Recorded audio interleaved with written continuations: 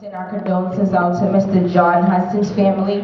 Can we just please have a moment of silence just in memory of him?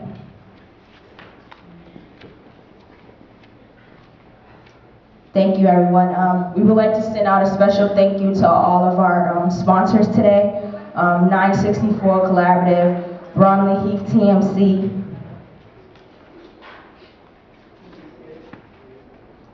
Pete's TV, Mr. Greg Davis, Lawrence, Lacey, Rashid, and all of our local sponsors. We appreciate your support in reshaping our community.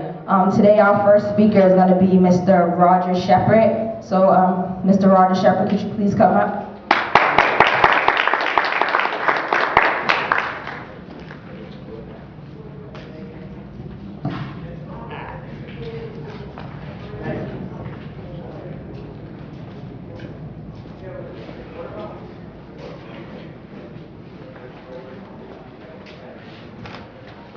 Thank you.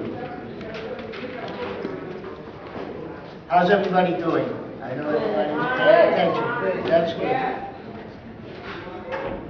I first came to Boston right before the Synods on February 1st, 1960. I was from the South, New Jersey, by way of Providence. And those sittings, with those 4 students, said enough was enough. And they spread all over the country. And in the north, in Boston, at the historically white school, there was a movement among white students, primarily white, because blacks were excluded in Harvard, Brandeis, BU, BC, MIT. There was a movement to support the students. And the argument among the white students was whether it was moral to boycott Woolworths. These were when students were getting beaten and arrested for just sitting down and asking to be served. I was 18 years old then.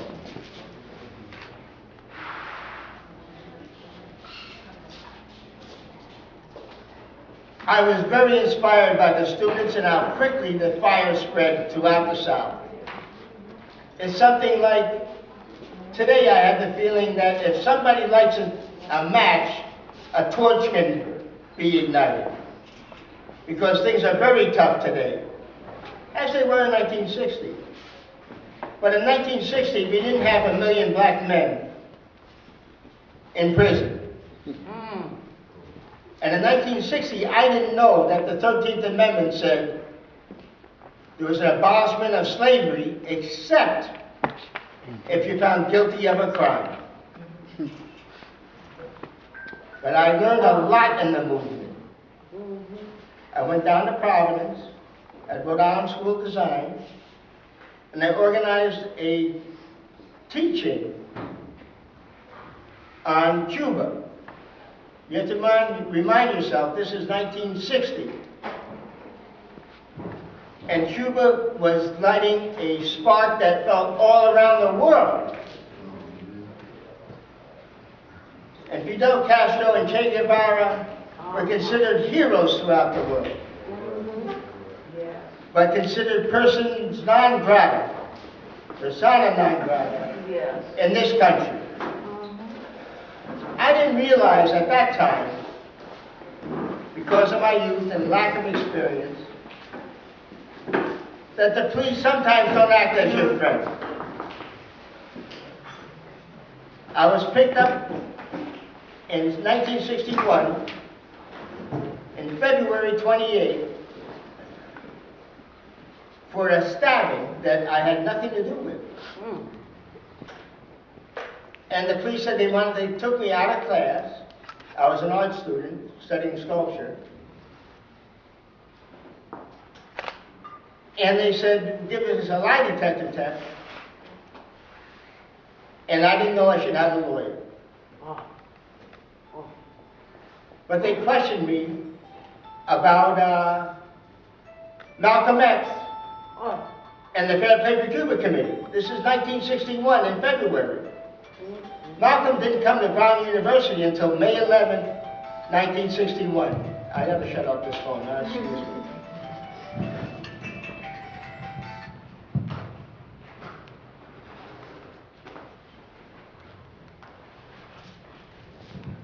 That's better. I think that's better.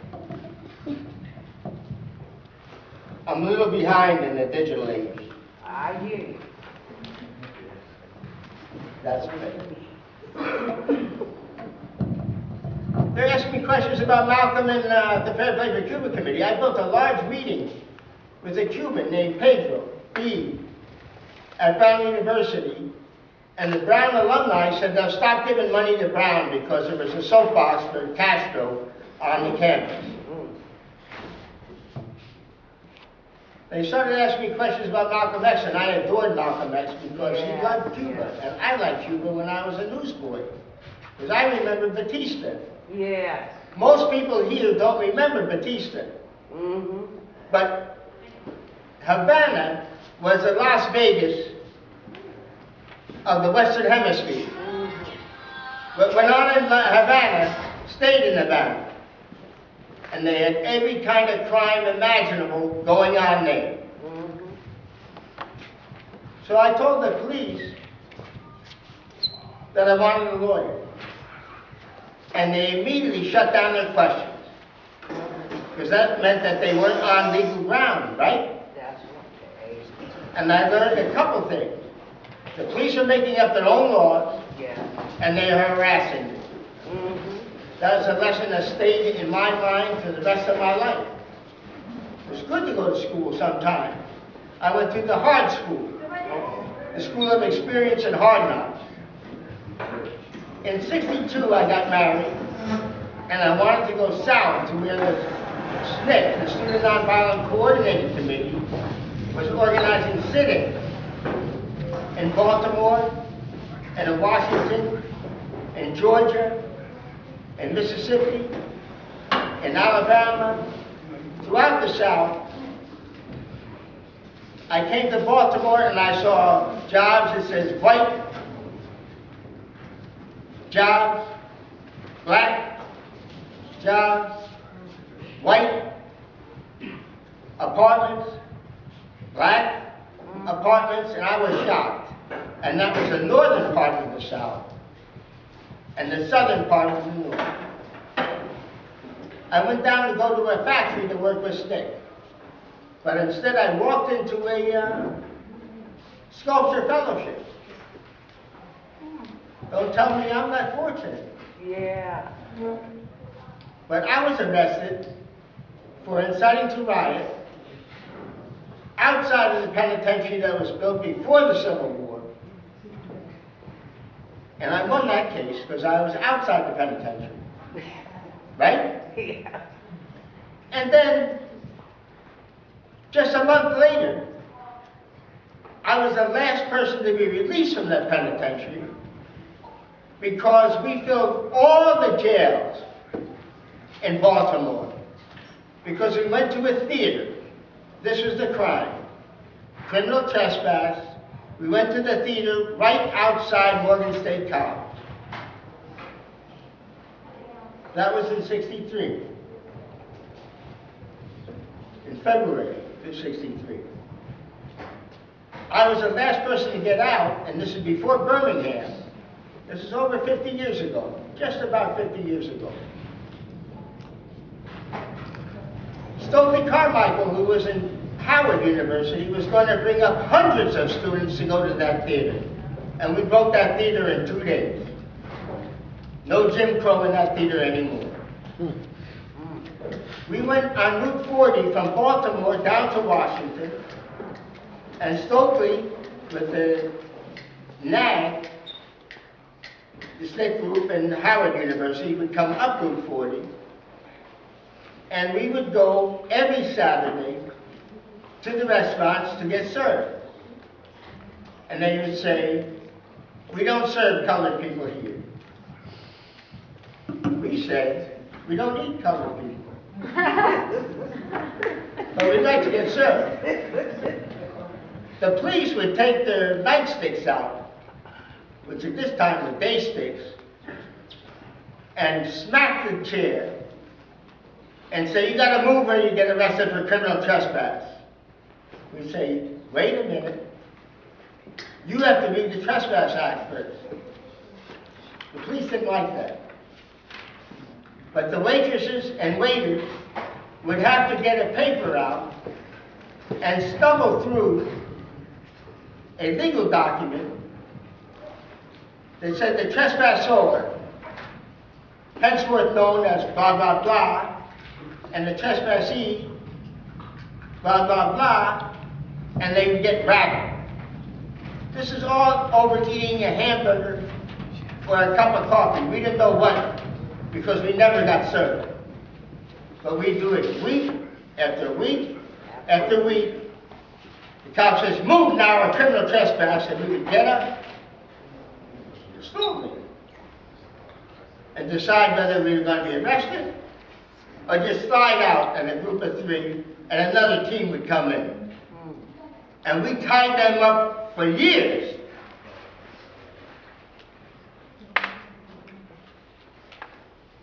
And it taught me something. Don't jump when the police say something that they say is law. Don't obey laws that are unjust.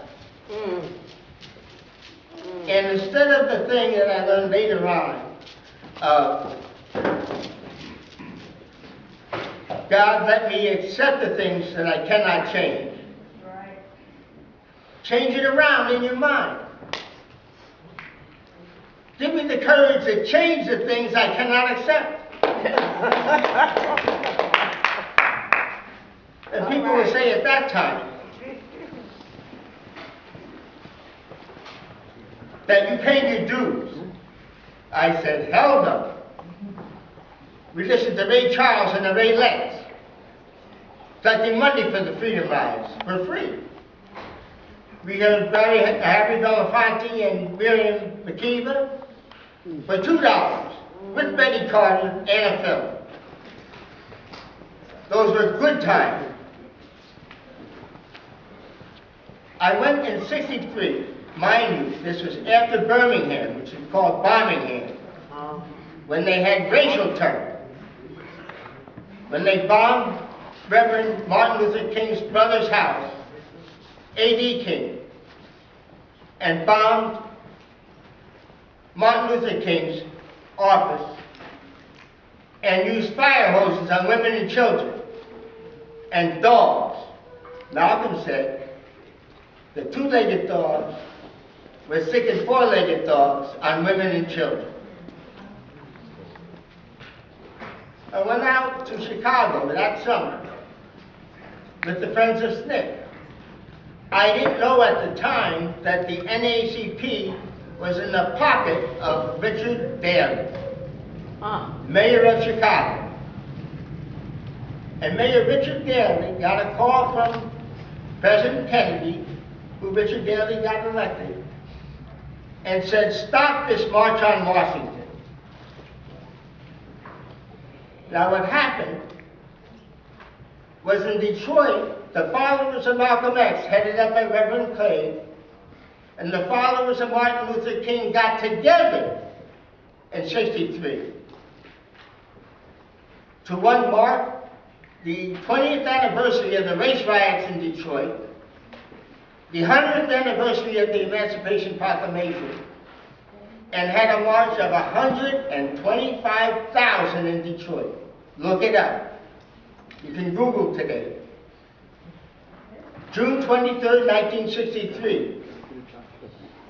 March in Detroit, 125,000, and it was there that Martin Luther King gave his first I Have a Dream speech. Some of this I'm telling you for the first time. But it can be easily looked up.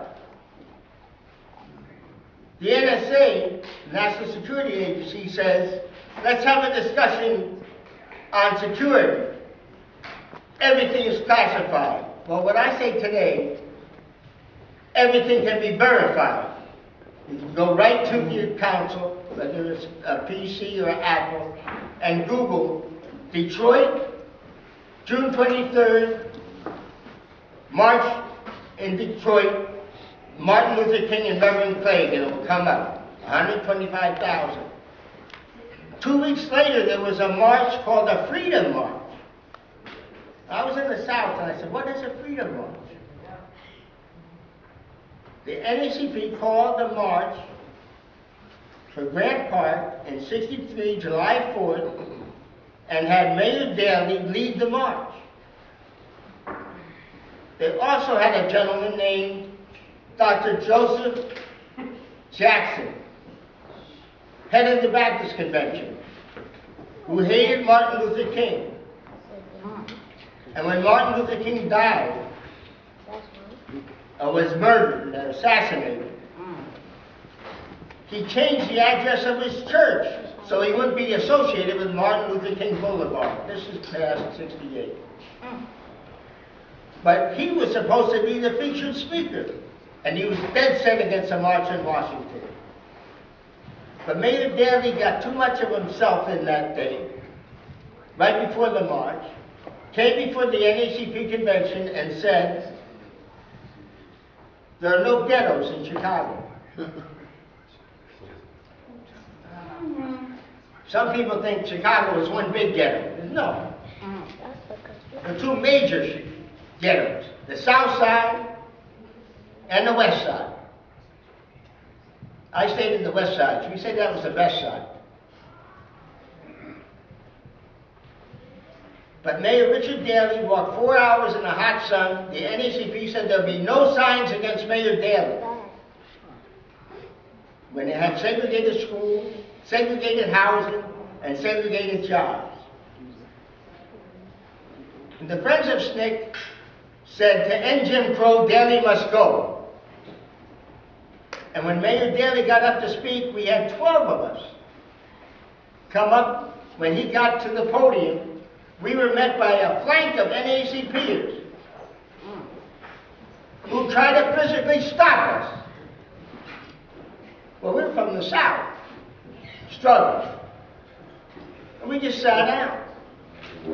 So they would have to push the cops over our head. And as we were sitting down, 20,000 people stood up and booed him off the stage. Look it up. July 4th, 1963, Mayor Richard Daley booed off stage NAACP rally. It'll come up. How come you don't know about this? Who controls our media? And who controls what we say? I went immediately after that wonderful success at Grant Park, where Daley had no power and said, I think there's some Republicans here. And I met Wallace Muhammad because I wanted a reporter to tell the truth about Muhammad in Muhammad Speaks. Some of you older people, like me, I'm 72, might remember Muhammad Speaks. It gave the best coverage of the civil rights movement of any paper in the world. I happened to meet Lafayette Cerny, who was on that picket line against Daley, from Rouville, Mississippi. His uncle, Herbert Lee, got shot dead in Jackson, Mississippi that year. We went to the March on Washington. We had 250,000 March on Washington. Did you ever wonder why we marched not on Congress, but marched to the Lincoln Memorial? Because there was a deal set with money in the background raised by the Kennedys, who on one hand was financing that '63 march, and the other hand saying when to come, when to go, and what to say. Come in the morning and get out by sundown. And that's what we did. But that night, and again, fate works in mysterious ways, my roommate from Mississippi, his name is Lafayette Cerny, from Rouville, Mississippi, picked up a girl. I couldn't get in the room. I went down to the lobby, And in come Malcolm X at midnight, marching on Washington, and Jeremiah X from Atlanta. And he spoke to me for 40 minutes, all of which he said in the Message to the Grassroots, November 10, 1963. Look it up, Message to the Grassroots, Malcolm X. You can hear it, but there's no film of it. But in it he said to me that day that George Washington was a revolutionary. And I knew he was a slave master. But to have Malcolm X refer to George Washington as a revolutionary was a revelation to me, as well as all the other things that he was saying. He said George Washington was a revolutionary in the sense that he knew he had to make a revolution to gain independence and separation from England. And he knew that the cost was blood. He said the French Revolution was the landless against the landlord. And the cost was blood. And again in the Russian Revolution, where the landed was against the peasants, and the cost was blood. So I asked him, Malcolm, can I write what you've been saying in the paper called The Militant?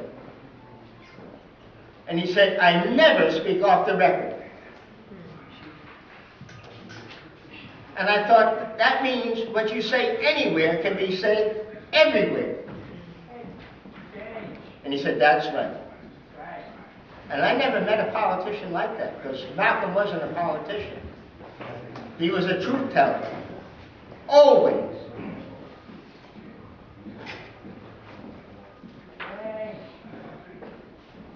People don't even know that Malcolm was at the Statler Hotel, except it came out that he met Ossie Davis and Ruby Dee at the Statler Hotel.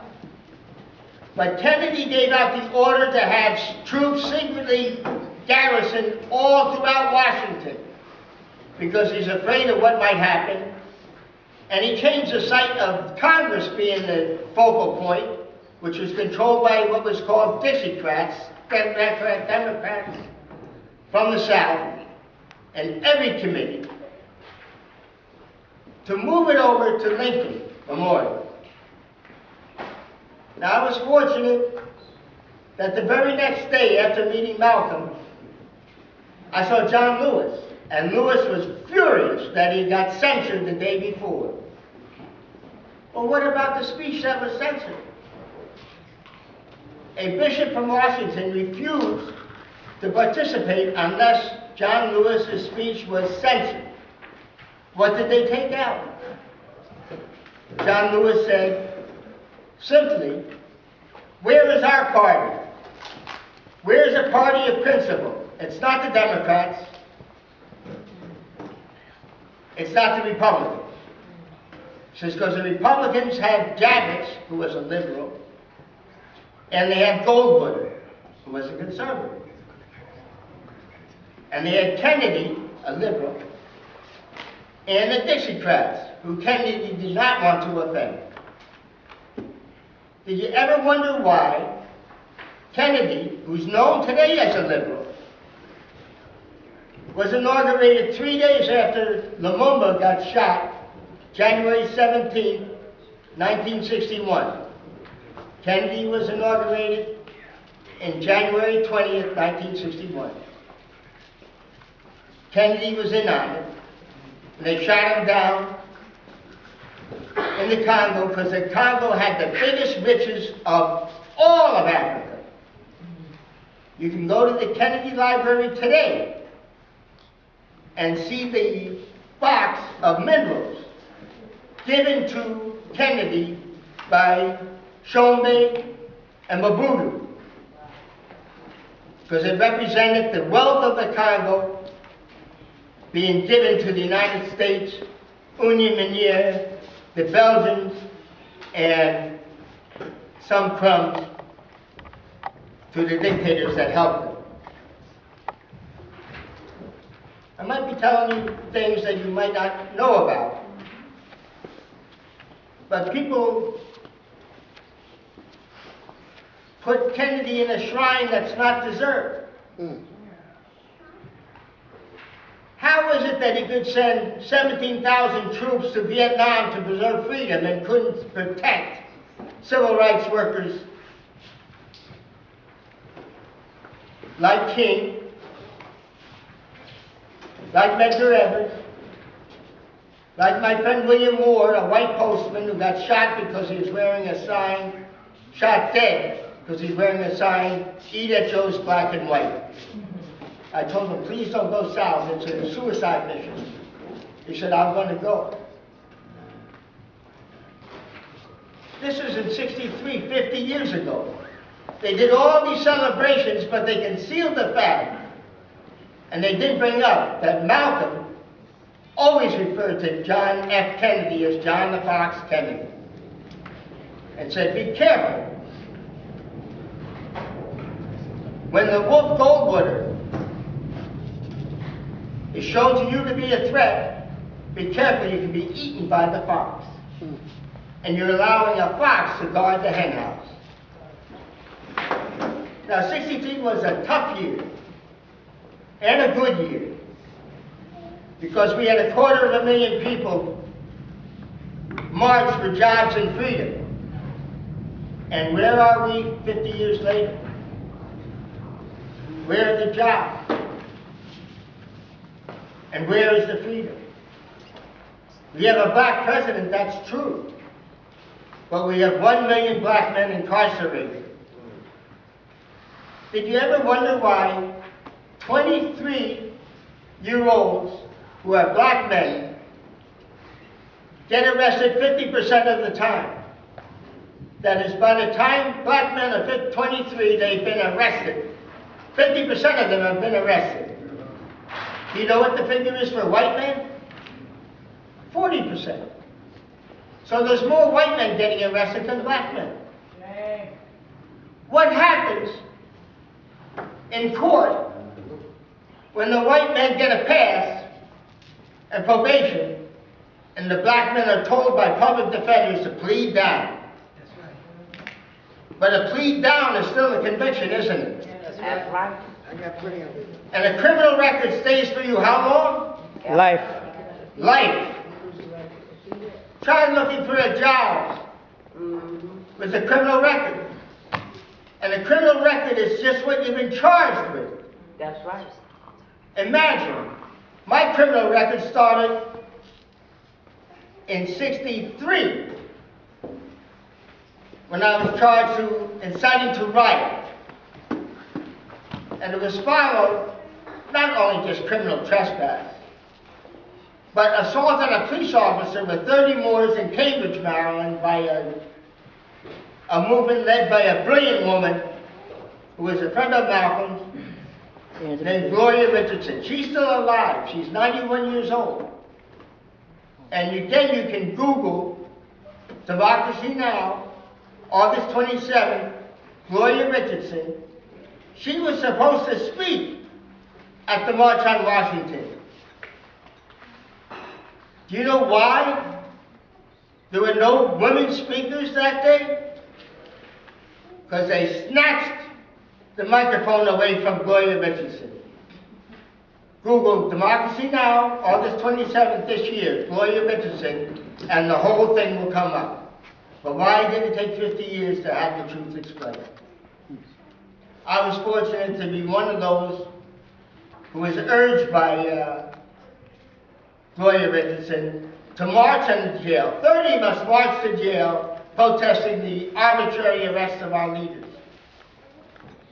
The jail that we were held in eastern Maryland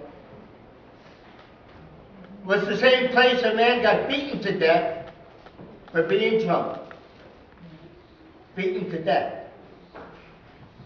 People talk about the war on terror. What about the war of terror that persists today?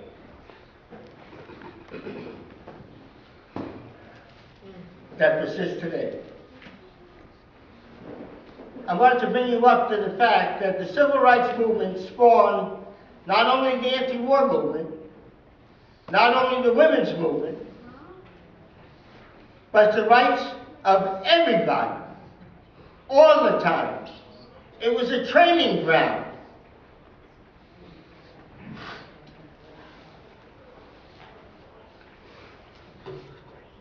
It was a training ground for marching. Not conflictual, but contending for rights that were guaranteed under the Constitution. But remember, the 13th Amendment, where slavery is abolished except if you're charged and convicted of a crime, it says right in the 13th Amendment. The 14th Amendment says equal protection under the law. The 4th Amendment says you shall not have any searches except under probable cause and a warrant. And yet we are all surveilled today. And stop and frisks went on all throughout this country and still continue today. To the tune of how many in New York? 2 years ago, it was 100,000. Who was stopped? Blacks and Latinos. So a judge found them against the 14th Amendment because it was directed against blacks and Latinos. And a legal search because there was no probable cause. And they're tricky. You have to watch these politicians. Malcolm called them tricksters. I've heard the name of bamboozlers, sidewinders.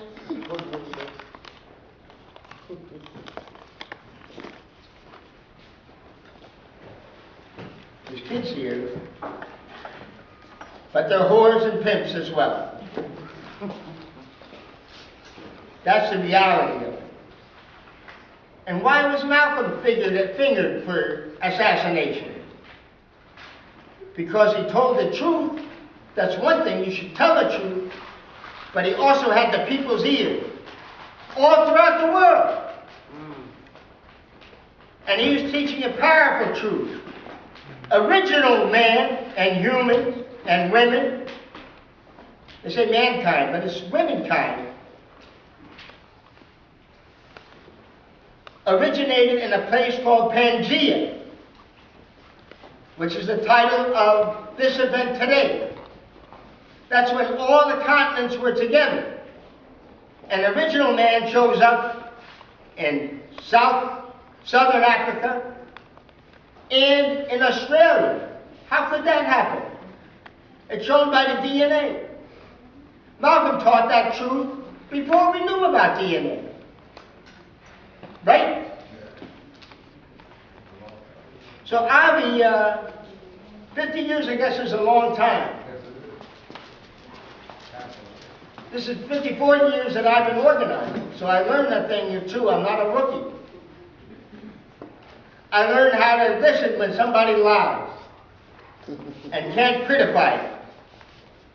We used to call people like that slick. Or sometimes Tricky Dick or something like that. Oh, we got different titles. But the thing they censored in John Lewis's talk, and he gave me that talk to be printed, I had it printed 50 years ago, is the Democrats and the Republicans are not principled, and that we should storm through the South like Sherman did and burn Jim Crow to the ground in a nonviolent way. That's what he said. And now that speech is in Howard Zinn's Voices of the People's History of the United States, and Danny Glover reads it on the CD.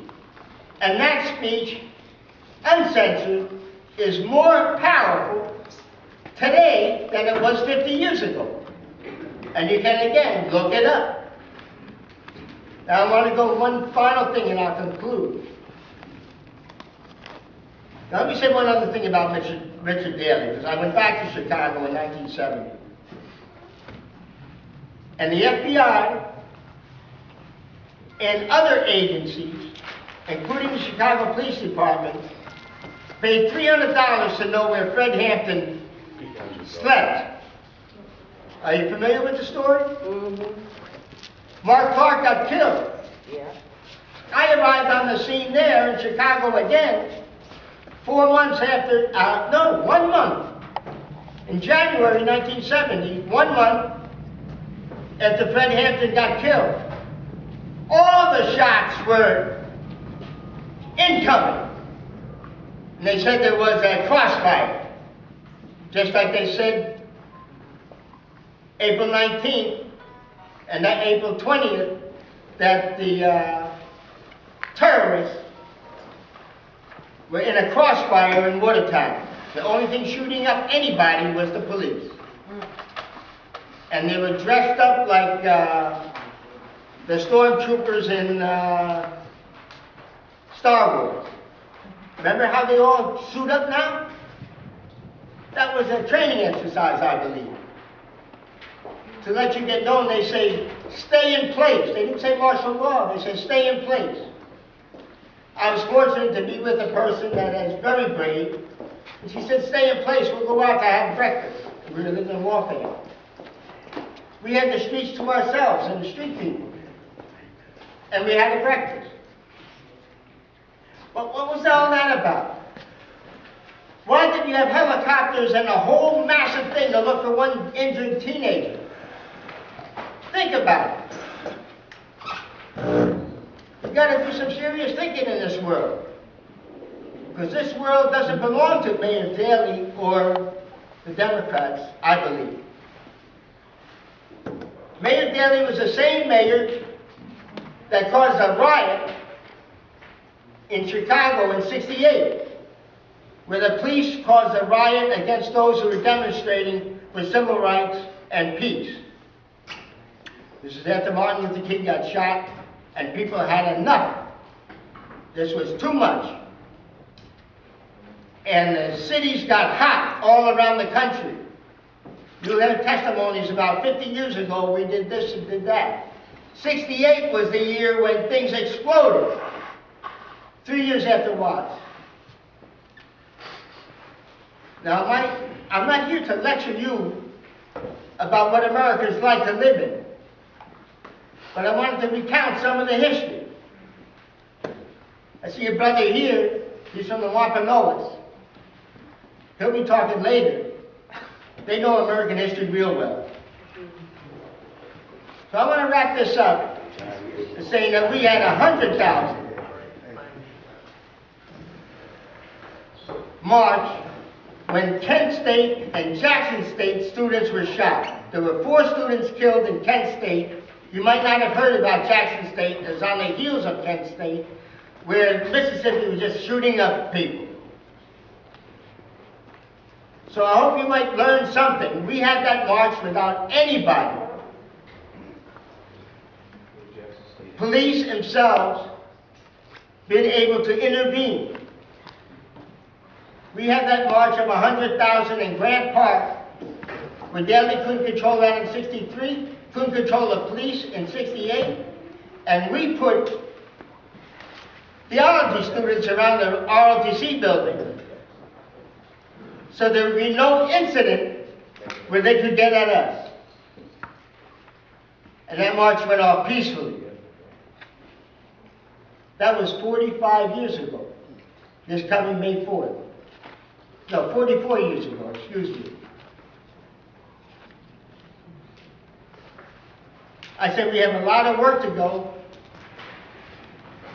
I'd like to say one thing I want to underline to you, and check it out. The Daley machine is still active and powerful in this country.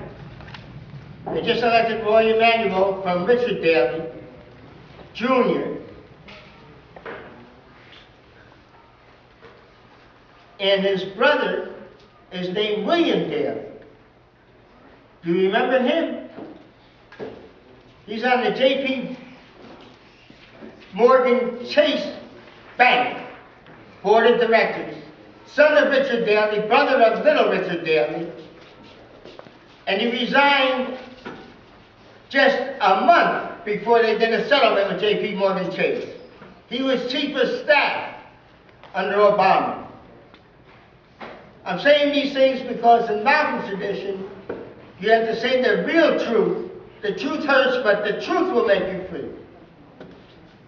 And William Daley was there for a reason, and it wasn't to help you. So I conclude that I'm very glad that I met Avi over at Milk King, where there's always a warm welcome to people. At the time, he was a young man, he was 27. Now he's an old man, he's 28. But he said, geez, 27 to 72. He said, just reverse the numbers. And I'm glad I hooked up with Avi because he told me things, and he built this event. And don't be surprised if this is not on YouTube and on Facebook. Well, I might not know the technology. This brother here does. And probably half of this room. I want to thank you for your attention. And it's a pleasure being here.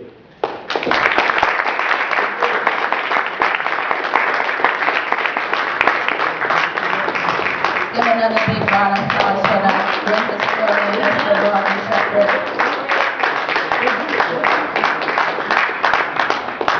Thank you.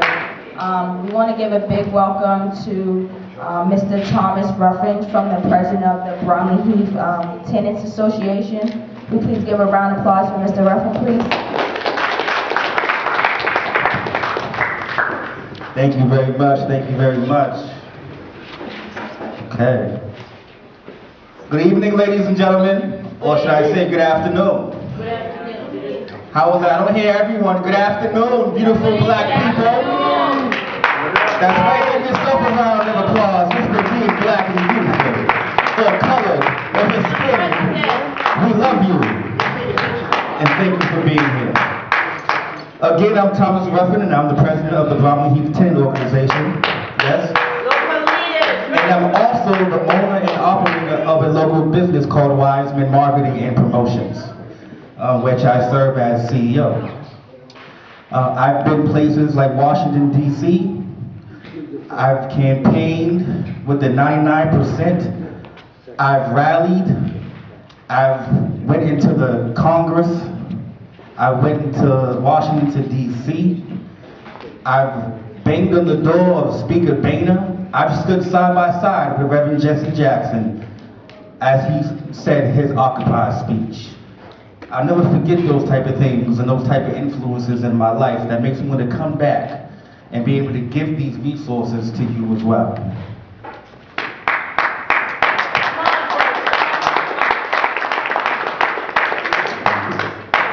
Looking back on the legacy of our beautiful black leaders and ancestors, there's many things that stand out to me. The pride, the determination, the perseverance that our people thrived, and just paying homage and walking in the reflection of our great leaders who have paved the way, like Marcus Garvey, Denmark Vesey, Sir Jonah Truth, Harriet Tubman, Malcolm X, and of course, our beloved Martin Luther King Jr. With so many more voices and faces that help move the freedom and equality of life for all our colored people. Moving forward to the present and future, I encourage our beautiful black youth to learn your history. Amen. Yearn to dream and you will achieve. Amen. We need more great inventors. There's a great need for more colored doctors, lawyers, engineers, teachers. Education is an essential necessity in the growing of life and the evolving of me. Stop the violence and increase the peace. Love your brother as you love your mother or father.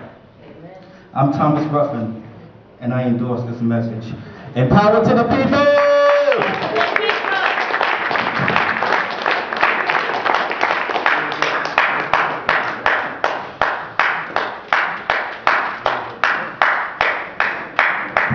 Thank you again, Mr. Thomas Ruffin. I just want to let everybody know that we're going to have 2 more speakers and then we're going to do a food break. The next person I want to introduce is going to be Miss Dita.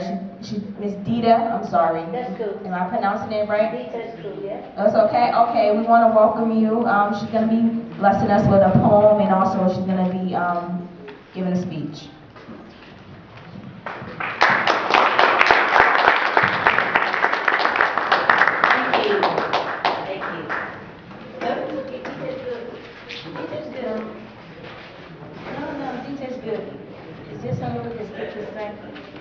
And you gotta hold it, you can't seem to deal with whatever. But anyway, my name is Dita Galloway Pitts, and Dita is good, or Sister Dita, or D, whatever. I am very happy to be here among my people and among good people, good children, mothers and fathers, and definitely people that are still doing things every day. I know from just talking with Roger and Abby that this is a commemorative for Black History Month, but symbolically, we should really be doing Black history every moment, every day, and I am sure that you are doing this in your homes, at your jobs, by the bus side, and also among each other. Because as you know, a nation of America with IT, technology, there's a lot of accurate, there's some of it inaccurate, but they're undoubtedly accurate right now. There's a lot of accurate information on us as a group of people, namely African Americans. We don't look that good statistically. We're leading the statistics in death and dying, we're leading it in violence among each other, we're leading it in being surveilled, crisped, violated, and oppressed. We also learned recently that one of the leading causes of the shortening of African Americans' lives is racism. Now that sounds really true to me. How does that sound to you? Because racism is an act of oppression. It causes the denial of basic human needs and takes away the potential for increasing your self-esteem. Of course it's going to give you hypertension. Of course it's going to give you stroke. Of course it's going to make you violent. And of course it's going to shorten your life. So racism is not a black problem. Racism is an American problem, and it's an anti-human problem, and it's a problem for all of us. But namely speaking to my community, my African American community, I want to encourage you to take small steps. They may not be seen as revolutionary, to help yourself with the racism situation. Give yourself 10 points when you look in the mirror. Feel good about yourself. Not only are you somebody, but you are it. And you're here for a profound and a divine reason, because God Almighty placed you here. No man did. And you represent the long and earliest heritage of human existence and development, and we have the facts to prove it. So you owe yourself more self-education and things that you can do to help yourself from not feeling so oppressed. Talk to each other. Hug each other. Feel good about each other. Settle conflicts among each other. Get together and express yourself among each other. Talk about the negative and talk about the positive. Do the things that our ancestors did. They danced, they sang, they signified, they testified, they encouraged each other, and they built hope. Okay. Do it. If you don't want to go to church, that's your business. But you can have church at home. Say a prayer. Be polite to each other, even to your children, to your old friend, to your ex-boyfriend, to your ex-husband, to your ex-wife. Good morning, Hilda, how are you? Make a nice comment to each other. There are things that we can do as a group to help each other and ourselves. Please do so. When I talk about manners, it's a very important thing. Say excuse me, say thank you, say I'm sorry, say I made a mistake. Trust each other, say ask for forgiveness, give forgiveness. These are things that we can do to decrease the conflict and the schism and the ism and the oppression and the racism among us. These are things that structural racism can't take from us. We have structural racism. We have individual racism, and then we have structural racism, right? And really, this is my speech. I'm into it. So there are things that we can do to help each other. Instead of planning to kill each other, throw $5 in to help somebody take a course. Do something. You can, always. You have a nice jacket and you don't like it anymore. It's not because there's something wrong with it. It's because you've grown out of it. Somebody likes it. Give it to someone. Give. Feed a stranger. Feed your friend. Feed your ex-wife. Feed your stepdaughter. Feed a child. Yes. Because when you cut that meal in half, you're saving the calories from getting overweight, and you're also sharing it with somebody. Yeah. These are the things that we can do. Read a book. Read out loud. I read out loud to my 17-year-old daughter, and people mocked me. But she's got 2 masters today. She's a great mother. She's paying taxes, and she's well. There's nothing wrong with her. I raised her. Her father died, and I raised her. That's what I had to do. That's nothing new. Somebody died or ran away or whatever, do what you can. Yes. So these are things you can do. Go to the library, support your local library, get a book out. They have giveaways. You don't want a book, pass it on. These are things you can do to help with the racism, the individual racism and some of the structural racism. But you can also do things that we're doing today. You can come out and you can participate. You can come up with an idea and take it to your local leader in your community and say, look, I want to just have an evening of getting together. Start a small book group. Okay, start a group that we just want to talk. Some of us are chatterboxes, and we have things we want to share, and everybody don't want to hear it, but there are other people who want to hear it. People like stories, they like gossip. Get together and gossip in a constructive way. Guess what? Did you know that DNA can tell you now exactly where you came from? What your ancestral tribal name is? Do you know that you should get genetic counseling before you have children if you have the certain syndromes? You know, do you know that you don't have to pass on certain diseases? You can gossip in a constructive way. So please, the statistics in our group are bad. Don't get angry when someone writes a story that we're violent. We are. We're violent with each other.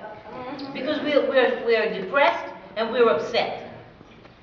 We know that we'll go out there and get too angry with a white man, he may lock us up and arrest us. So we are violent with what we love. Bitch, blah, blah, blah. Mother this, blah, blah, blah. Don't do that. Don't take out the oppression on each other. Alice Walker's book, the book Purple, is about that. Instead of saying that she's a turncoat, read what had happened to her as a child. She was raped. She experienced violence. She saw the potential in her grandmother and great-grandmother but wasn't realized. It's her story. It's true. Many of us have been raped as teenagers or even as wives or ex-girlfriends or ex-husbands. Men have been touched. They didn't like it. They can't talk about it. So what I'm saying to you is, when you hear in your group that something terrible has happened, when somebody put a machine gun to my head, everybody said she probably knew them because, you know, she had to have known them. They couldn't wrap their minds about the fact that somebody had come up to me in the middle of nowhere and showed me aggression. I'm not on drugs. And even if I was, no one should have to kill me. So don't be cynical. Drug addiction is called OCD, Obsessive Compulsive Disorder. It's a medical problem. It's exacerbated by social conditions and ignorance and neglect and lack of access to health care. The public health said it was a medical problem, and it is. So if you see someone on drugs, instead of just barraging them, see if you can help them get therapy or a clinic. All right? All right. So instead of killing them or shooting them, do that. And alcoholism is OCD. Somebody, instead of being OCD with alcoholism, they're OCD with being a workaholic. They're OCD with being sexually inappropriate. So I want you to become more educated. How did I know all of this? Because I am reading. I'm always reading. I'm reading ahead of the media. Don't get all your news from the TV or from all the gossip from someone else. Do some reading. Do some self-thinking. So these things can help us with the racism problem. Guess what? It is not going to go away.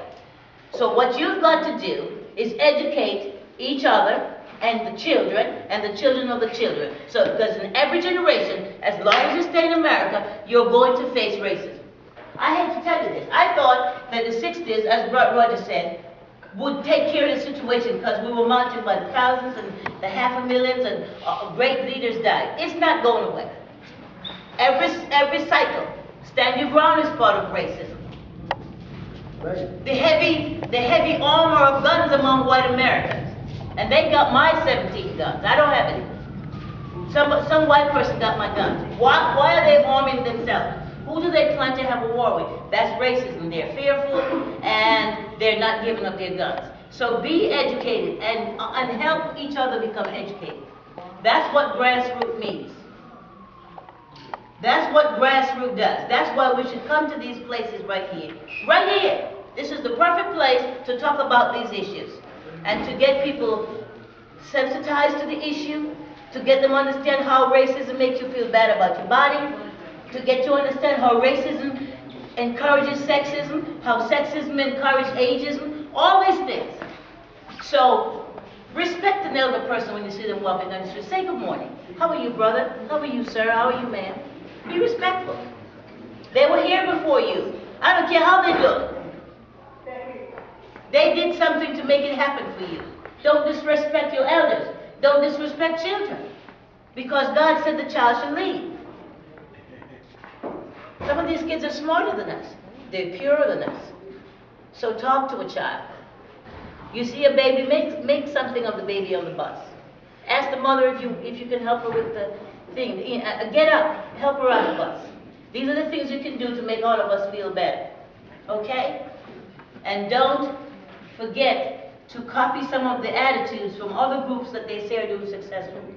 For instance, the Latinos, they are very cooperative with each other. They take a friend in. They get together and share an apartment, and 5 years later they buy a house. How come we can't do it? Oh, what if I don't like you? So what? So what? You don't like me today, maybe tomorrow you'll like me. Have faith. Do these things that the other groups that they say they're being successful. You're good at math? Offer to tutor a child, since they said the Chinese is doing well in that area. That's what they do. While they're serving us the Chinese food, the other guy who's taking a break from the dishes, he's helping the kid do the math. Help. So we can do these things to make our statistics better. And I would love to come back to you and talk to you about health issues.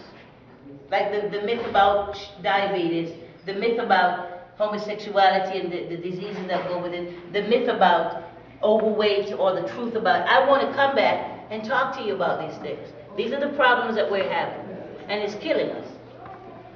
I'm seeing people 29 years old with hypertension, young black men. Cut down the sugar today. Cut down the sodas, cut down the sugar. Cut down the liquor. You're pouring it in an orange bottle and walking with it to thinking you're cute. You're going to fall out in the snow. Okay, you have an alcoholic problem, get healed. Cut down the liquor. You know? So cut down all these things. You have an addiction to smoking, don't inhale. Because when you inhale the cigarette, it goes up in your bloodstream, hit your pleasure center, and it's very hard, much harder to get off of that cigarette. Go to natural cigarettes. If you have an oral fixation and you need something in your mouth, go to oral cigarettes. Go to natural cigarettes. Costs a couple more dollars, but it's a lot cheaper than being buried. I want to come back and talk to you about these things. So that's kind of my speech in terms of like, this is one little area I just wanted to talk to you about, okay? And also, the next thing about, another thing I want you to do, don't be afraid. If you know white people who are caring about you or loving about you or want to help you, get with them too. Don't worry about it. Because the goal is we want to reduce our bad numbers and we want to move ahead. And we're all here together, we're not going anywhere. We're going to stay here. And this country is going to get kind of brown. Yeah, that's right. So if you meet a good white woman and you can't find a good black woman, go ahead and marry her. It's okay. We're going to love the children just as much. Vice versa. You meet a good white man and he wants to help you. Instead of being by yourself and being angry, take him. It's okay. It's legal. It's okay. We need to grow up. So all of these things you can help yourself. If you live in an all-white place and you realize that they're okay, or they're gonna be discriminatory, marry the most powerful white man in the tent. I bet you'll be all right. Be smart. I'm from Jamaica. I'm a West Indian woman. I'm an African Army and also the Confederate. She was the first counter spy. And you gotta be smart to be counter. When she retired, her pension was $1,000 a month. That's a lot of money. And she moved to upstate New York. They gave her some money to buy some land, and she lived up to over 100 years old. That's right. She was a spy. And I got a list of black people who was a spy. But we're not going to talk about that today. But I just want to give you some information. Not only was she moving slaves, that's how she was able to cut through those lines, because they knew that was her agreement with them. I'll do this for you if you do this for me. But she was paid. She was a professional spy. America's first CIA, whatever you want to call it. But she was smart about it. Okay? So that's enough for that. Let me read you this poem. Now, the poem is not really written because of Pangea, but it's okay. Now, those of us who don't know what Pangea is, as Roger quickly said, it was the first and only kingdom on earth. And that's where everybody was, whoever was there. Took a while before people got there, but eventually people arose and it was called Pangea. When it was split later, it was called Gondanaland. And then when it was split later, Africa and India was like this. There was somebody standing right here and somebody standing here. It was Africa and India, stuck together back to back. Then another massive volcano came, it broke open, and we were thrown into the region which is now Nigeria, which is called Afar. India went further south, and Tasmania remained. So Tasmania and what they call the Australia Badlands are the remaining and the most and only authentic land of the first kingdom. And these are your people. These are our people. These are all our people. So when Leakey came along and he decided to start researching, one of the first things he did was shut down the mythology that Chinese people came from Peking man. No such thing. Peking man was a group that arose in the humanid group and died out. The Chinese came from Uganda, a people of the Nilotic kingdom, which is from the Nile region of the valley that rose into the eastern Uganda, and 65,000 years ago, the Chinese walked out of there. Okay, they know about it, but they're keeping it quiet. They're our people too. So it's okay if you want to marry Chinese or speak Chinese, and you should, because the Chinese is coming on strong. So go ahead and learn some Chinese. But these are your people. You have an Oriental spirit in you that it's okay for you to trade. Okay? The Japanese people already knew that. They came from all over East Africa, and the record shows. So the nice thing about Google, you can look it up. www/HTTP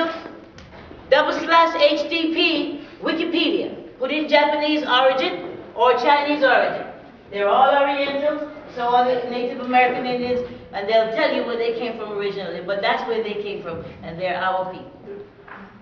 Now, our story is when we got to Africa,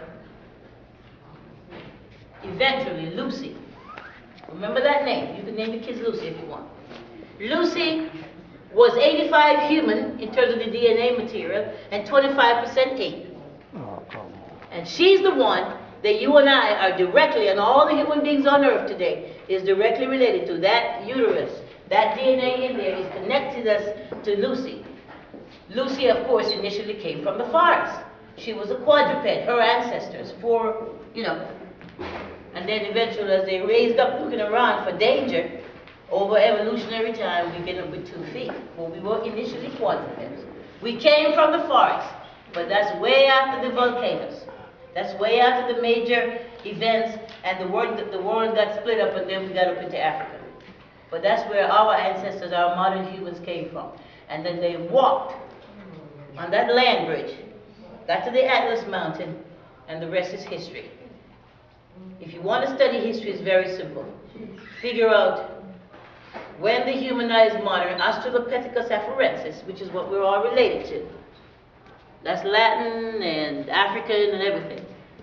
We are related to these people today, and they walked out of Africa when the climate was better.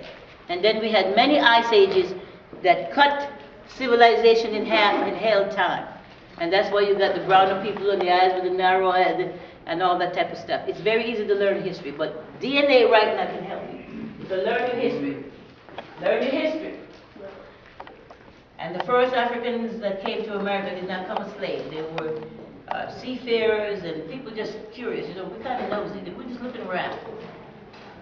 And we came up from the Pacific and came down in canoes, jumped over ice ridges and jumped in the water. And then some of us later were brought here in those broken ships. But that was much later. We didn't come here first as slaves. So don't swallow that narrative and feel like you ain't no big deal. You're a big deal. Okay? So let me just read this poem and I'll be done.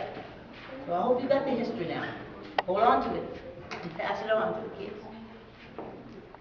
Pangea. I may have to get behind this mic now. Can you hear me out there? Yeah. How am I doing? Great. You happy with me? Yeah. Good. I'm happy with you. That's right. That's right. When I was raised in Jamaica, there were no books, but there were some great black people around teaching me things. But we didn't have any books or TV. So don't let people tell you kids can't learn because the school ain't got the books. You help them. But that's where I came from. I went to school barefooted as a kid. Because everybody did. We had food, we weren't hungry. I lived in a paradise. I lived natural. You understand? So, when you're born with the fiber, the gene stuff, and they put more food on it than love, that's what builds great minds, okay? All right. Don't get caught in that stuff they tell you. Just listen to me. All right? Pangea. Pangea. Well, down the line, remember what I told you. Africa. Within India. Her flowering Himalayas, and then to afar. And once upon the road, Roger, you have glasses there? I need some reading glasses. Want anybody reading glasses? Once upon the road, after the dream, to wander across the slopes of America, across the Mississippi, from Easter Island, from the ribbon, orange canoes, and from the shoals of snow, from the wind. And we know of the white cliffs. We know that's the snow. Mirage on the sun, mirage on the fire. Thank you. We walked into the heavy ice. And we walked and we walked. We passed mammoths. And we walked and we sailed and we came. And we were held against time. Yet over the footprints found inside the fossils of stone, among ferns and fronds, among the trees, we came. But we are from the forest. We're from the waters triumphant over stone, cooled by the blue soul. After the volcano we are. And in time, Australopithecus afarensis, humanid, afar, the Atlantis, the Coptic kingdoms, the great civilizations of Africa.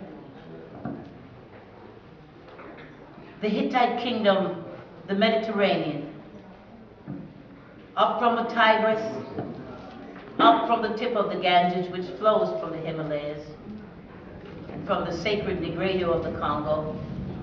And the Congo is the river of our veins, the language of our souls. And into the streamed islands and the oases, we've entered the Onyx Islands of America. From Mesopotamia we came, from the great kingdoms of Sudan, from Khartoum we came. We came from the dreams and the mythology of the crocodile. We came from the oasis. Into our journey we came. Born from the ring of fire, born, catalyte of volcanoes, Coreopsis of the elliptical windows, mouth of zonal caves we came. And so our eyes as pterodactyl wings we sing, until silence is the ash. And in the morning, vermilion flames like a flower, moving through the wind, tossing us, we came. We came from the sea. We came from the invertebrates. And like amethyst, from the burning embers we have come. The middle passage of the broken ships we have come. We have come near the burning pyres upon the mutinous waves we have come. And here lies the sinewy of the risen trees. And as we are the names of the averted from the submission of time. We are always latent to revolution. We are in the evolution of the journey we are, for there is no return. But for the unvanquished we stand, and we erect ourselves like citadels of wisdom. We're hoisted from the cacophony of old cities. We are hoisted into the new dawn. And we are the children of the marchers, the children who have been slain under the boughs of the broken arch. We are the children of the soldiers. We are the children of the bullfighters. We are the children of blood. Sometimes we are the children that are wounded, but not incapacitated. We are beaten, yet not broken. Yes, we are from the millions of the boots. But we are still marching in the rhythm of the dawning sun. We're still marching, so just listen. Listen to the rhythms of our beating drums. Diasporic children, you got to run, come. Orangutan, and the monkeys, in from the forest, in from the banyan trees, in from the great tundras, in near the sites of our great gods, we came in ships. So just listen to the rhythms of our beauty. Listen to the rhythms from our beating hearts. Listen to the rhythms. O Kikunga children, listen. Listen to the beats of the boots marching. One more day to freedom. All right.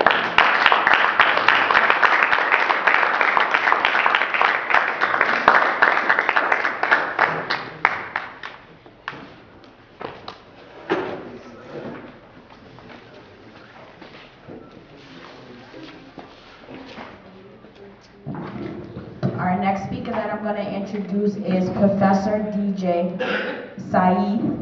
He is an educator, writer, poet, and social entrepreneur right from the Roxbury area. So could we please get a big welcome to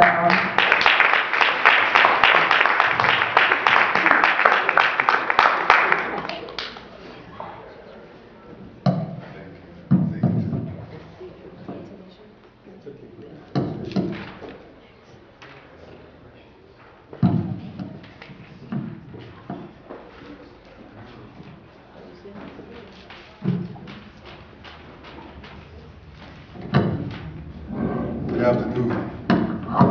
Happy to be here, and I want to thank AV in particular for inviting me to speak. I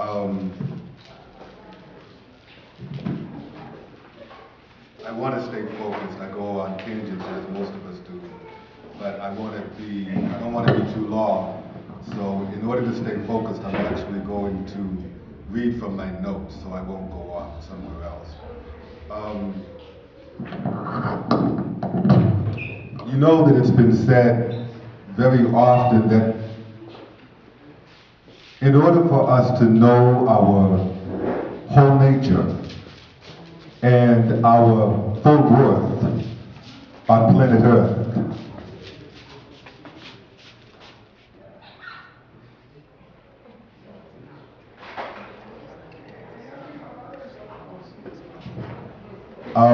we definitely encourage you to stand and stretch, and if you need to quench your thirst, please do so after this portion of the program. We will enjoy a meal. But you may want to quench your thirst ahead of that. So please don't hesitate to do so. Again, it's often been said that if we are to know our full worth and our whole nature on planet Earth, then we need to know our root story. And that root story of the Black American is a Nubian story, which starts between 2 to 15 or more million years ago. It may start prior to 15 million years ago, depending on your point of view of Pangea. The word Pangea, P-A-N-G-E-A, means all earth. Pangea means all earth. It refers to the entire landmass of the planet about 300 million years ago, before the land separated into different continents. So we have cultural knowledge that tells us so long ago, about 300 million years ago or more, Africa, or Nubia, was this single supercontinent on Earth, as other speakers have suggested. The creative souls that began to populate the Earth as wise human beings, or Homo sapiens, are the Nubian people, the black people. They are your ancestors. So it's interesting to know that they walked from one continent to another before the continents got separated by water. Their migrations, their travels, brought the original peoples eventually into Europe, before Europe was called Europe, Asia, the Americas, and all the islands. Okay, so that's important to know because they carried with them the humanities, and they carried with them global commonwealths of human beings based on harmony, justice, and ecology. No war. War does not originate with our ancestors, with black people, with Nubia, with Nubians. Our commonwealths, again, were based on justice, harmony, and ecology. And today, the principles of Nubia, the aesthetics, the sense of beauty that Nubians have, and the commonwealths that Nubians had, they actually continue to be the models for humanity today. What did these folks call themselves, our ancestors, as far back as 15 or more million years ago? They called themselves Twanatwa. They called themselves Twanatwa. They also called themselves Khoisan. Since that long ago, we go by various other names as well. But our ancestors, our oldest ancestors, the oldest black people on the planet Earth, going back over 50 million years ago or more, are the Twanatwa or the Khoisan peoples. Both of these names inherently mean the original divine people, or the original divine people. Sometimes you'll hear that Twa or Twana means people. Khoi, you'll hear, means people. But in fact, as I said, inherent in the meaning of people as it originated, the concept of people as it originated included divinity. It wasn't divorced from who you are. Neither were the trees divorced from the notion of people. So even today, in our original indigenous languages, you may hear someone refer to trees as people, the bees referred to as people. That emphasizes to you that everything and everyone was embraced in this thing we call life. In modern generations, these same people are not only our foreparents, they are also our living relatives in South Africa today. They're our living relatives who call themselves by the name Yoruba, Igbo, Wolof, all over the place, because in different regions of the world today, we have these various names for the same people. Again, various names for the same people. That knowledge encourages no hostility, and it helps to do away with war between peoples. The different names for our people are now being brought together. For example, the Khoisan. Today, the Khoisan, well, a little earlier, they broke up their identity, so the Khoi was separate from the San. So you had people's historians, so-called historians, saying that the San people were further south, and the Khoi people lived a little bit north, and the Khoi people and the San people didn't get along, and all that is untrue. It's untrue particularly in our most ancient times.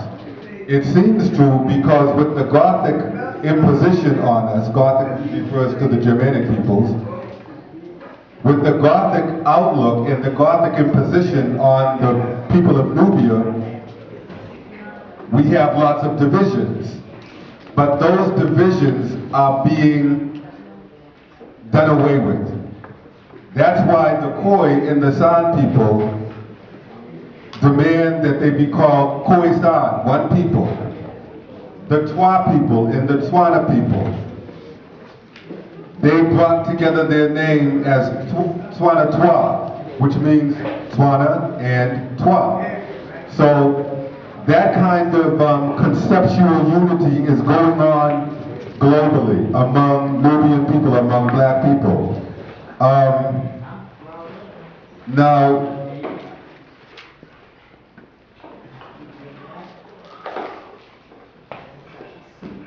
when you connect the idea of Pangea with the black American, you begin to view black Americans properly as having their origins in a timeless heritage and legacy, in wisdom and in whole nature.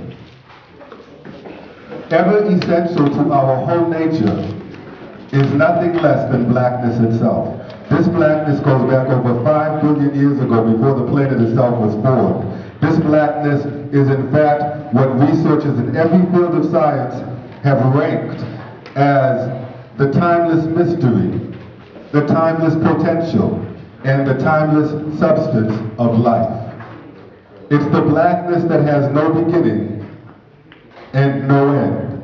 It's the blackness that encompasses all other colors, as all other colors only come out of blackness and return to blackness.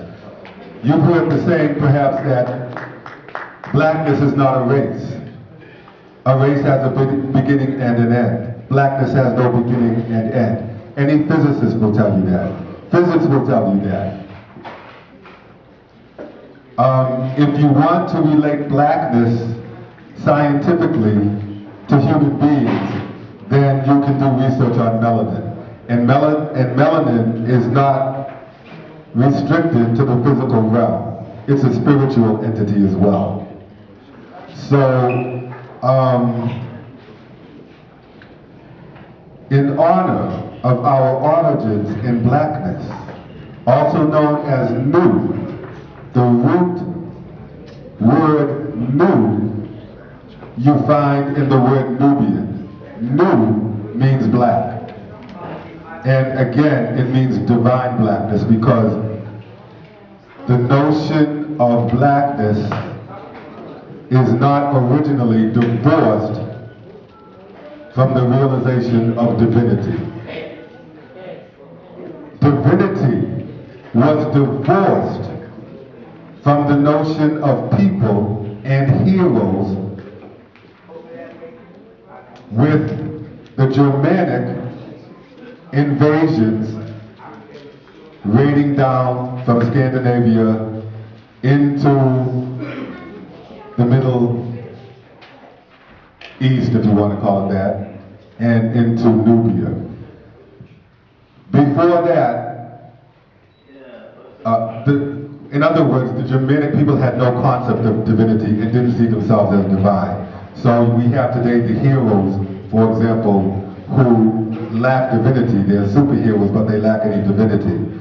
Their emphasis is on individuality and strength and materialism and things like that. No concept of divinity.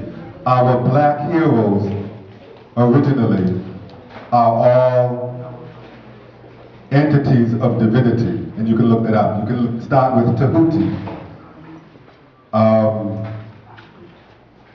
So Nu means divine blackness, also known as Kem. Kem means black, divine blackness, and so on and so on. So we refer to ourselves as black. The question is, with our Nubian legacy and heritage, with our heritage in blackness, what are we doing today? What are we doing with our origins, our potential, and our substance? What sense do we make with respect to our legacy and heritage in blackness? A lot of people will say, well, I'm not black, I'm brown. There's no such thing as black people anyway. Well, the truth is that, of course, as you should know, there are black people, literally the color black. We have immigrants from Sudan, for example, coming here on a regular basis now, and they can attest to that. So what are we doing with our blackness? Do we deny it or do we embrace it? The truth is that there's no such thing as white people. That's an erroneous concept. In the modern world, it's important to know that in the modern world, we have a Gothic or Gothic fascination with blackness. Not only do so-called white people have this Gothic fascination with blackness, black people have a Gothic fascination with blackness in place of the original Nubian or Nubic realization of blackness. We should know that, and we should know the distinction between Gothic and Nubic. Can you tell which is history and which is my story? Can you tell which is history and which is my story? Here's the history and the Gothic fascination. In the beginning was complete blackness, and in and out of the blackness was total chaos. From this came swirls of hell, warring states that became the dim, the dull, and the drudge of earth and sky. And the elements were sheer evil, and blackness remains altogether a great horror and unrelenting plunder of life and heavenly bodies in search of the glaring luster and light. That's the Gothic fascination. And how many of us in this room today will nod our heads at all this? That has nothing to do with our origins. It has nothing to do with who we are. Here's our story,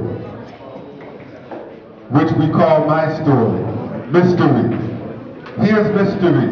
Here's my story and the Nubian realization.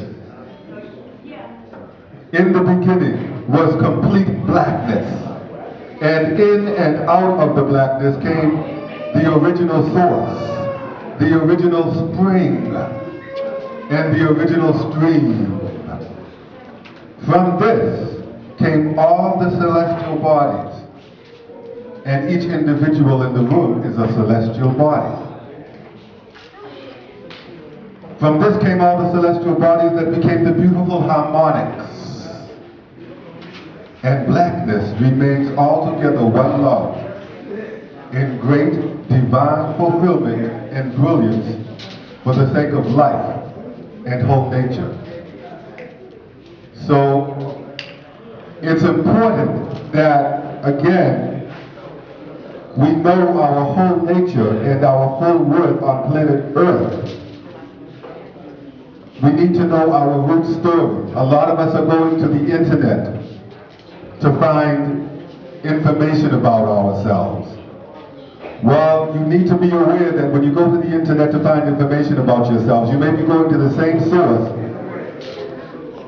who has told you that you're nothing, and who has built an entire history lesson on that notion. So when you go to the internet and look up keywords, you may find a lot of negativity and depressing information about yourself. As soon as that happens, you know it's a lie. There's no such thing as depressing information about yourself or your potential that is accurate information. The information that you should have about yourselves, if it's accurate, will make you feel good. It'll make you feel good. So we need to use our imagination as well. So that's basically what I wanted to say, and I encourage people to do their homework. If you're interested in a bibliography, I can provide you that. If you're interested in more information about the Twanatwa, the Khoisan, who are your ancestors, your Nubian ancestors, that's why you're Nubian, that's why you're black today. The reason why you're black today is because of the Twanatwa. Now remember, I'm not saying that you are a modern day Nigerian. I'm not saying that you need to realize that you come from the modern day Nigerian or Yoruba or Igbo if you are black American. The reason why I don't say that is because the modern day Nigerian is oriented toward the idea that they're British. You will hear a lot of Nigerians trying to be more British than they are trying to be Nubian. Just as you will hear a lot of black Americans trying to be more British or Gothic than they're trying to be Nubian. That has to do with lack of knowledge.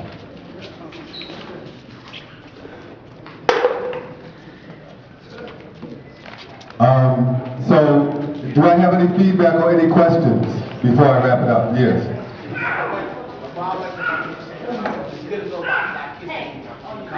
Knowing ourselves about the community. You said about jobs, helping our young people, educate each other. That's what it's about. Yes. Just think about that. What's your name? Jeffrey. Jeffrey just mentioned it's important for us to know our story. I'll say story. It's important to know our root story, because our root story is what will guide us to creating our own jobs instead of going out and begging for a job. We're entrepreneurs. We built the first commonwealths on the globe, and those commonwealths are still the models for the world. We remain the models for humanity. And about what you said about job, education, program. No, listen. And this job, education program, have a job. yes. Yes. Okay. Are we going to eat? It's time to eat. I want to let everyone know that 1, 2, 3, 4, 5, 6, 7. I think we have about 7 trays sitting right there. Look at the trays right there with the celeb. Those are mine. So if you can find other food, that's yours. I'm going to eat from. I'm hungry. All right, thank you.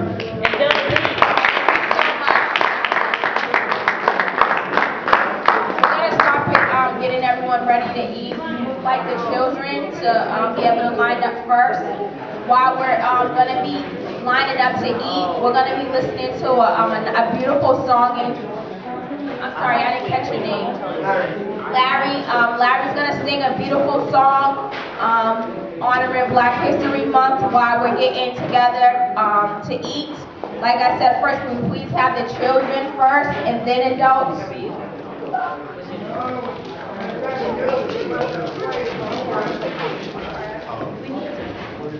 Larry and Shanae.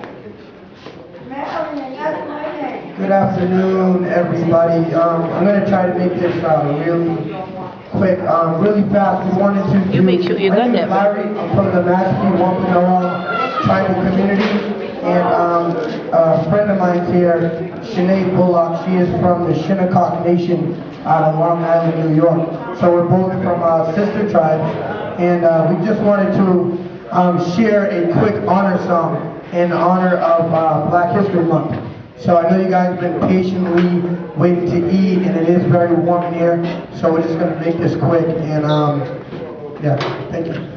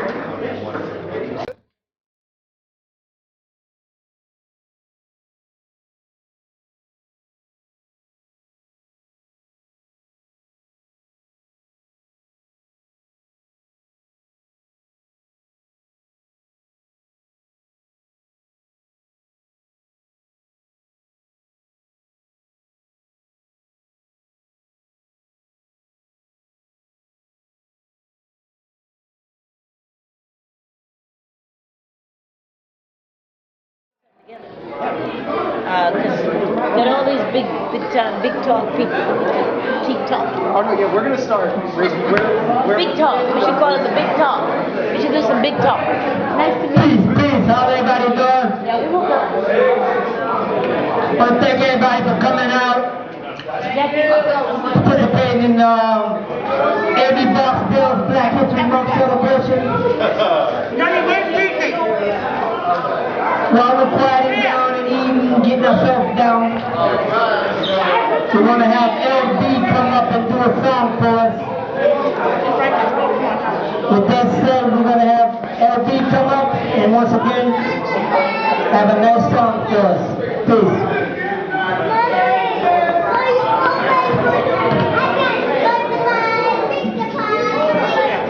Thank you, everybody. This is a celebration of our people. So I'm going to sing one of the most popular songs of our people. I'm going to sing Amazing Grace. This is dedicated to the mothers and the families that toil every day doing what has to be done. Get some quietness, please. Respect the man trying to do the song. 1 minute. 1 minute, that's all it takes. 1 minute. Thank you. Like I said, this is dedicated to the mothers and the families. I'm going to do Amazing Grace.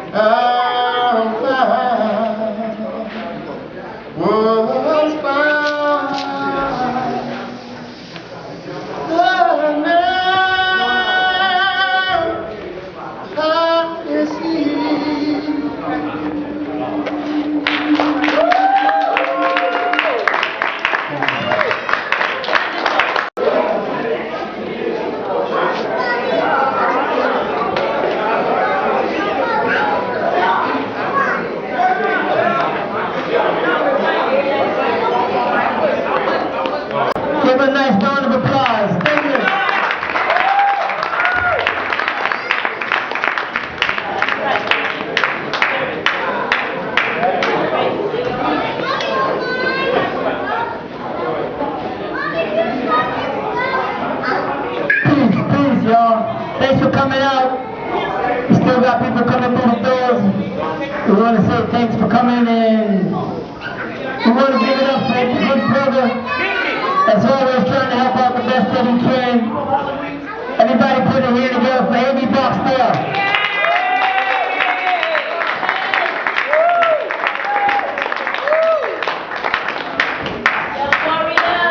Thank you to the young warrior in the struggle, always there trying to do what he can. I found a poem online that I think is very appropriate for a good brother like this. This poem is called "You Will Recognize Your Brothers." Now, can we get some quiet? Can we get some quiet? One more minute. One more minute. This poem is for Avy Boxdale who put this event together. It's called "You Will Recognize Your Brothers." You will recognize your brothers by the way they act and move throughout the world. There will be a strange force about them. There will be unspoken answers in them. This will be obvious, not only to you, but to many. The confidence they have in themselves and in their people will be evident in their quiet sameness. The way they relate to women will be responsible, complimentary, clean, with honesty, and as partners. The way they relate to children will be strong and soft, full of positive direction. The way they relate to men will be that of questioning our character and position in the world. Will be one of planning for movement and change. Will be there for working for their people. Will be one of gaining and maintaining trust within the community. These men at first will seem strange, but this will not be the case for long. They will train others, and the confidence they have within them will be a way of life for many. They know that this is difficult, but this is the life they have chosen for themselves, for others, and for us all. They will be the examples. They will be the answers. They will be the first line builders. They will be the creators. They will be the first to give up the weakening pleasures. The first to share love, resources, and vision. They will be the workers, the scholars, the providers, and the historians. They will be the coaches, the doctors, the lawyers, and the farmers. They will be all that is needed for development and growth. You will recognize brothers like Avy, and they will not betray you. Give it up for Avy Boxdale, y'all.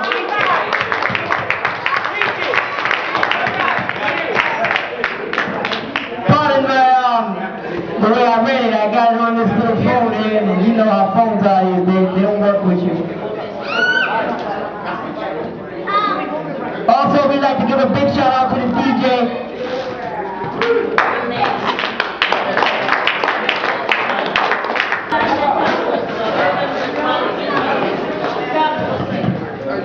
Thank you for the opportunity. My name is DJ Crossfire, also known as Blackstone Sound. New from the area, Big City 101.3. You know what I mean?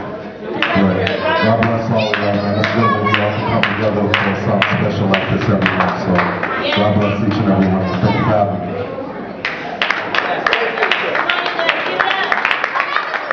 Give it up, give it up, give it up. Enjoy the food today. We got little Malachi in the building. Little Malachi. Hey. What's up, Malachi? Next we want Jeffrey wants to say a little something. It ain't gonna be that long. We just want to say hi to y'all. My name is Jeffrey. I'm glad that I helped out set up for the Black History because it's time for programs, guys stop killing each other. You know, it's time for our community to come together and have a job because without education you ain't got nothing. And it's important to have a job because, you know, look around you. Puerto Ricans got shops, Puerto Ricans got pizza stores, you know what I mean? One day I want to do my own business. I want to be called Jeff the Maintenance or Jeff Housekeeping, you know what I'm saying? Because it's time for our community to come together. All this killing ain't what? It's about education, stopping drugs, guns, art. The only way it's going to stop, there got to be programs of education. My name is Jeffrey Thurrott, and thank you for listening to me. And I did clean up the Bromley Hall. No problem.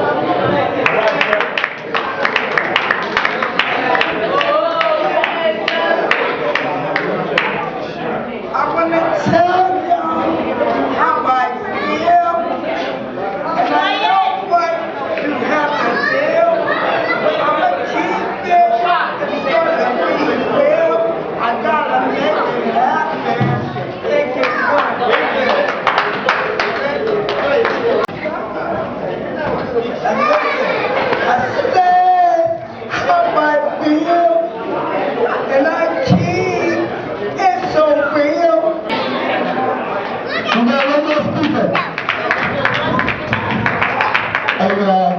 I just want to let you know, the funny thing is, this is the first time I've been at the Anime Code Center since I buried my mother here. Excuse me, somebody's talking. I want to thank Avi, I'm very proud of him. He actually is the former boyfriend of my niece, you know. And coming back to Bromley, it's always a special occasion, just for the simple fact that I was born and raised here. I actually went to the neighborhood house that used to make cars. I actually went to the Blessed Sacrament of the street, you know, so I went to things that some people don't even realize nowadays. But what I do want to say is, I'm very proud of my people in the bricks, because we've lasted a very long time. Y'all didn't get the juice you shouldn't get. You know, it's hard out here. But I tell you what, y'all come from a different pedigree. We've lost a lot of brothers this last couple of months. The year 2013 was really messed up. So I hope you all at some point realize that you are special and you are a part of God. And that's real tough. Thank you. You know the word. Hello. Now listen, folks, show some respect. The performers and the various voices of your community, we're here together to grow and learn and care together. It's okay to speak, but do so quietly. Those who have your backs turned, turn around. We're talking about attitudes among each other. Let's give the speakers and the contributors an opportunity to share, show respect. It's the first form of showing love. Turn around, let's not see your backs, and if you're speaking, do so quietly and allow the speakers, whoever they may be, to send the message to you and me. Thank you. Hold on now, persistent.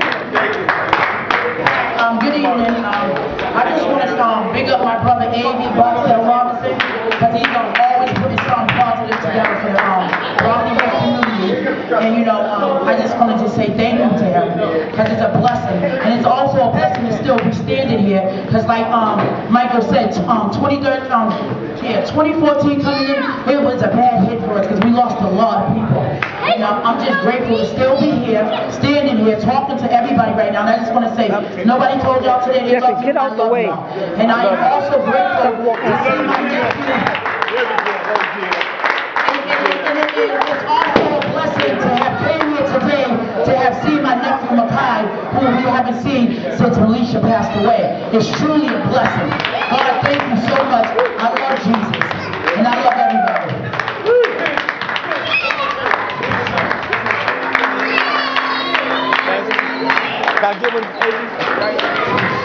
Thank you, Gina. We love you too.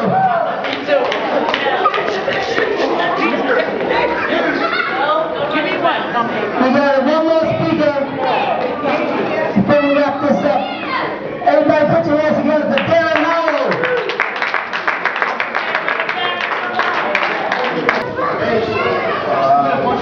Pleasure to be here. You want one? I'm 80. I met 80 about 5-6 years ago. We definitely have a parallel story in terms of overcoming similar challenges. I myself have been incarcerated. I served a year for possession of a firearm, but currently 10 years later, I'm one of the most politically active community organizers in the city of Boston. And just to see 80 and what he's doing right now, it's truly a blessing. I want you all to know, I know he's been doing amazing events, passing toys out during the holiday seasons, turkeys, and you know, he's had his challenges with pursuing this journey, but to see what he's doing today, I know anything that he wants from me, he knows that he has, and I have much respect for everything that he's doing in the community. Give it up for Avery.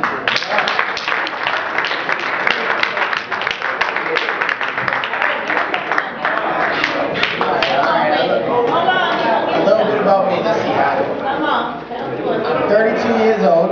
I went to jail when I was 21. I worked for 4 years for Councilor Turner's office as his constituent service director. I ran for state representative in 2010. Anyone that is familiar with any social, economic, inequality issues such as rallies and things like that, I've been the person that's been leading all those rallies. So if you heard of Occupy or anything like that, that was me on the front line doing all those things. When it comes to raising the minimum wage right now, I'm behind that campaign right now. Earn sick time, you know, really politically inactive, but more from a community standpoint, you know, so I'm trying to bridge the two worlds between community, labor, and politics. So, register to vote, you gotta participate. When you don't participate, when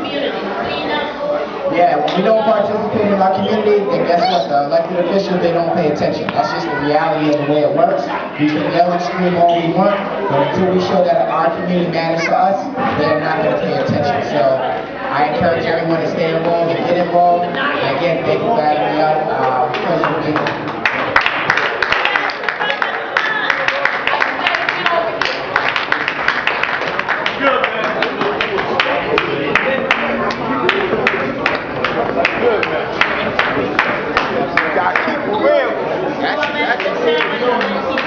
Come on, Daryl, man. Daryl, I know you didn't go and mess up my video. Oh, no.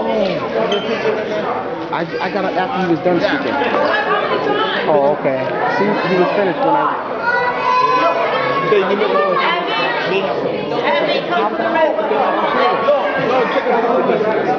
You and him. Let us know what you like.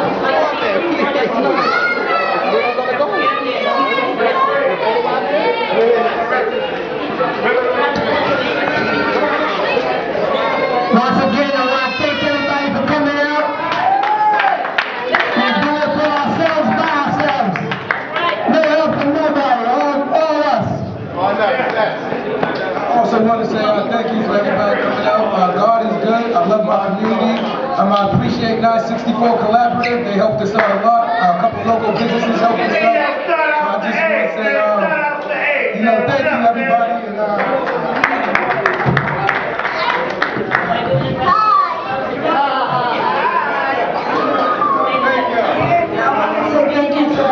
Respect and always love those Alabama's, my grandmother. Thank you for that. Thank you for loving Auntie Baby and everything else. Bye. God bless. I am Barrow.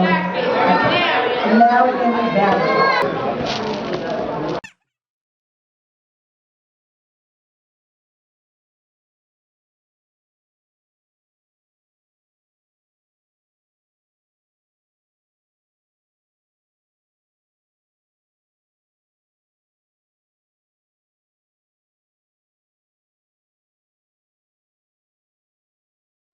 Unfortunately, we gotta make this the last song because they're in the process of trying to clean everything up, man. Once again, we thank everybody for coming out, enjoying yourself, man. Always keep Black history in your heart, man, because without it, man, we're nowhere. You know what I'm saying? So, God bless each and every one of you, and thank y'all for coming out tonight.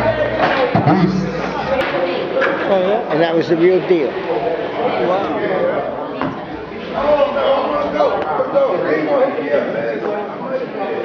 Yeah, I'd love to set up and just talk with you. Because you're very knowledgeable. Yeah. And then I can just talk with you and get it on tape. Because who knows, I'm here today, to be gone tomorrow. That's right, you got to get that history for the generations. Yes, sir. Generations. Yes, sir. I'm so pleased to hear a video was here. Because otherwise I'm just talking to a little group. That's right. But it could be on YouTube and talk to a big group. That's right, exactly. And I know the history because I was there.